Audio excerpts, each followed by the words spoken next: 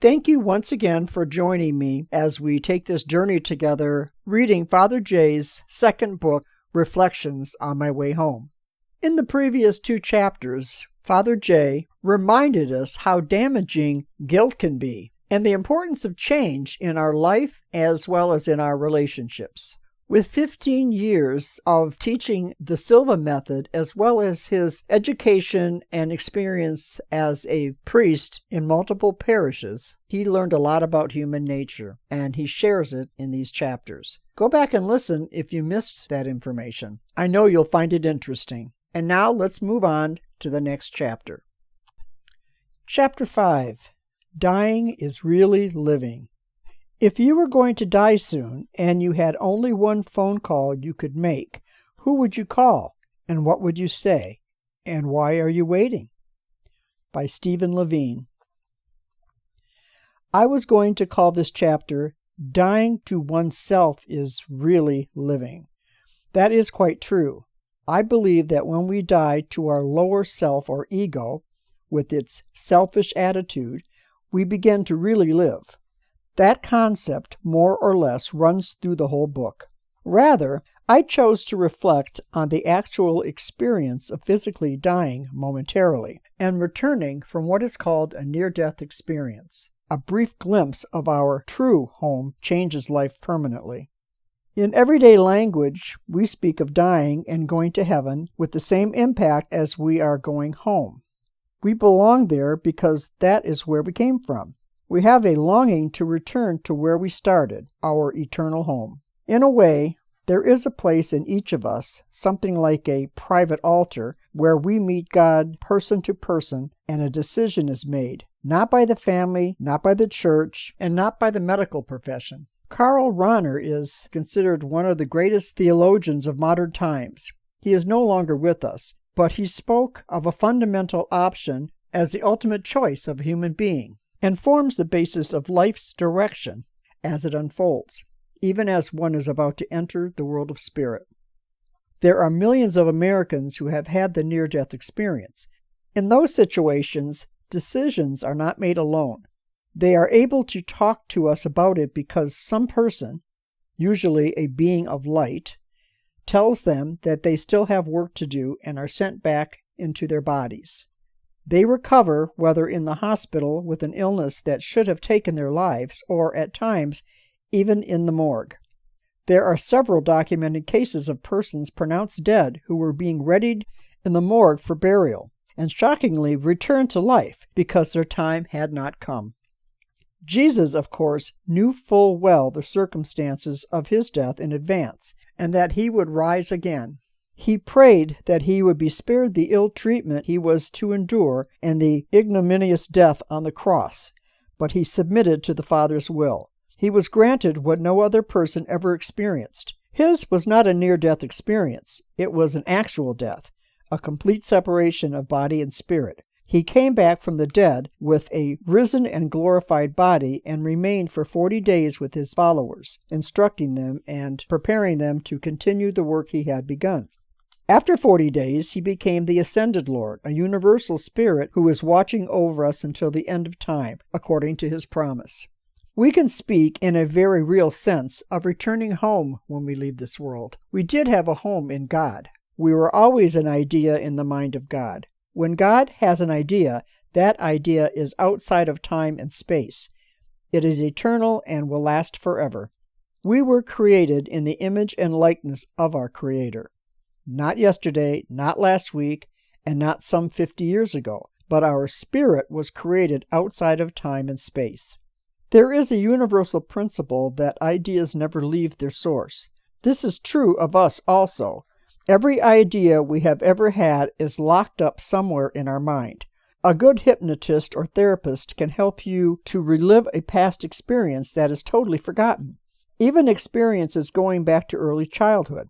Our conscious mind may not be aware of it, but everything we have ever experienced or learned is still recorded in the subconscious mind. This is also true of us who are prone to forget what we had for breakfast yesterday, or where we were on the 10th of last month. Yet, it is all recorded, and if we are reminded of these facts, the usual response is, "Oh yes, now I remember." God's mind is perfect. Nothing is ever forgotten. We are not forgotten. We have always been present in God's mind, in God's life. When we leave this planet, we return home where the average human being desires to be. Since we never left God, essentially, we journeyed without distance. We may be living out an experience and learning and discovering in this world, but we are also remembering, as we mature in spiritual wisdom, that our spirit has never left God. Lest we forget, we are living in two worlds, the physical world and the spiritual world at the same time. Time tells us that we do not belong here forever. Our aging process reminds us daily. The average age of a human being keeps extending towards a ripe old age, at least in America. There are still some areas of the earth in which life is terminated quite early by comparison. No matter what medications or secret formulas are added to the new discovery list, we still are not destined, on an average, to spend more than 100 years in our physical bodies. The only conclusion we can draw from our personal experience is that we are visitors on this planet, pilgrims passing through. This is not our home. Yet, there is a tendency to make life here our home away from home. We can easily get caught up in the affairs of our social lives, our careers, and our immediate goals, only to forget the spiritual reality of our existence. It is sad, indeed, when someone actually believes this is all there is. People everywhere are gaining a new insight. From what I see in the public forum, the news media, and frequently in the conversations among all classes of society, there is a rapidly growing concern about the reality of the next life or afterlife. Bringing up the subject of the next step in human evolution, in which we will leave our bodies behind and move on, is no longer considered weird. I am not speaking of the traditional view of dying, going to heaven, and living happily ever after. There are a lot more questions being asked today than ever before. I say this not only because we have become a more educated society, but also because life itself is unveiling some of its larger truths. We have come to that significant level in human development, which is all-encompassing, universal, and radical in its revelation. While browsing in the Barnes & Noble store the other day, I noticed many books written by people from all walks of life who have had near-death experiences. It is not coincidental that these experiences are happening today with a growing frequency more than at any other time in history. Did they happen in the past? Of course they did. Did people talk about them? Probably not. It was rare indeed, but often we read of saints who saw the land of glory before they left this world. The excitement of having a glimpse of their heavenly destiny or being greeted by a heavenly being of light was often witnessed by those in attendance. Saint Bernadette of Lourdes in France had such an experience. She was greeted by the Mother of Jesus as she was making her transition, to the edification and amazement of her attendant sisters in the religious life. Bernadette, who was in a comatose condition, suddenly opened her eyes and smiled with unutterable joy as she was welcomed home. Today, people of all walks of life are talking about going through a tunnel, entering a land full of light. They are often met by beings of light. The place is a paradise with a dazzling environment filled with and emanating unconditional love and peace. Its attractiveness is impelling. One could hardly think of leaving such a happy state of mind. Yet, one by one, they are told that there is more work for them to do, and they must return to earth and complete the work assigned to them.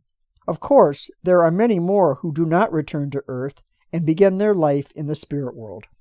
How clearly these experiences emphasize purpose in life. The major events and circumstances in our life are not accidental. There is a master plan. We continue to make choices, of course, but the choices are made within a particular framework of our individual resolve and purpose. Today, we are experiencing a new phenomenon in the medical field. People are revived more often as they enter death's door. Applying the blue code and shock treatments to flatliners, meaning brain dead, are now accepted procedures. I have witnessed their work from time to time myself when called to anoint a dying patient. Some are revived and some are not. The survivors sometimes speak of floating above their own body and actually witnessing the doctors going through the ritual of maintaining life. In the past, the person in question would be called a goner. Today, every technique possible is used to revive a person who is dying. The medical field has truly revived many hopeless cases from actual death. Perhaps that is one of the reasons why there are so many cases around the world of near-death experiences in our time. It is more a medical and natural phenomenon than a religious one. This is probably why it occurs in every country among every type of believer or non-believer. In a modern setting, with a new awareness comes an additional enlightenment about afterlife. Those who die and return are never the same. They no longer fear death. They even welcome the death experience. They know that life continues beyond the grave.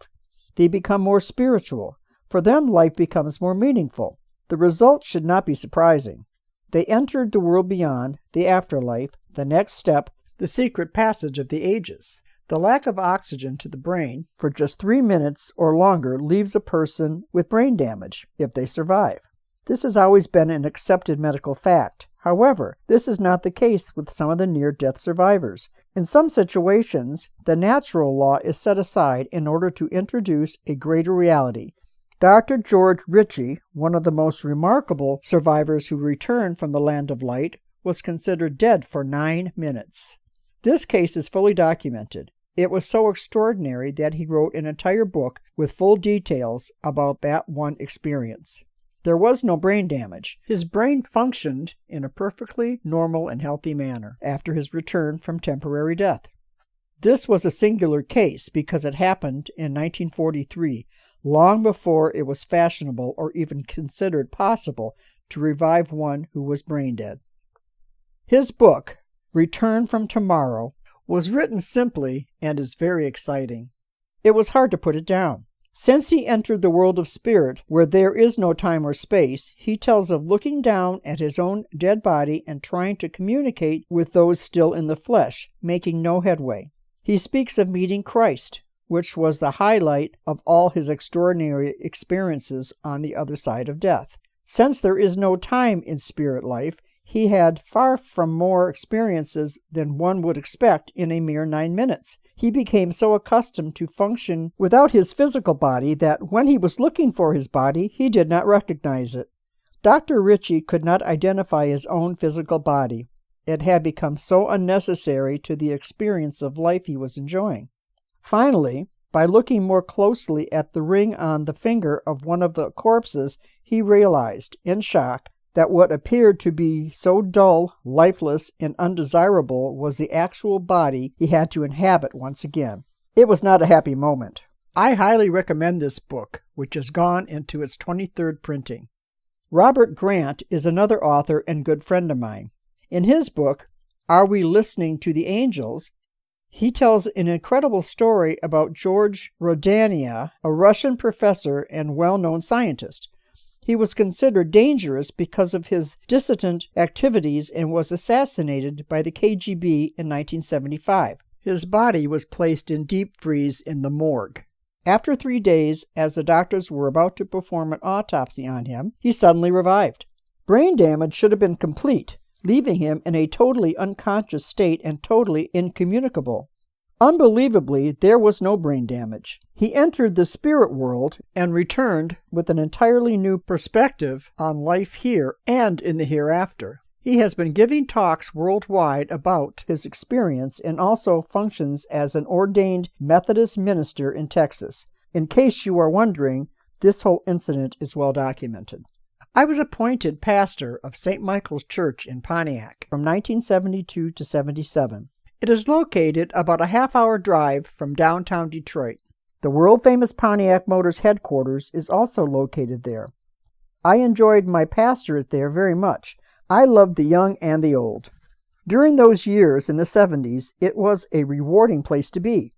I especially endeared myself to the seniors organization, which was called the 50 Up Club. Actually, it was more like the 70 Up Club.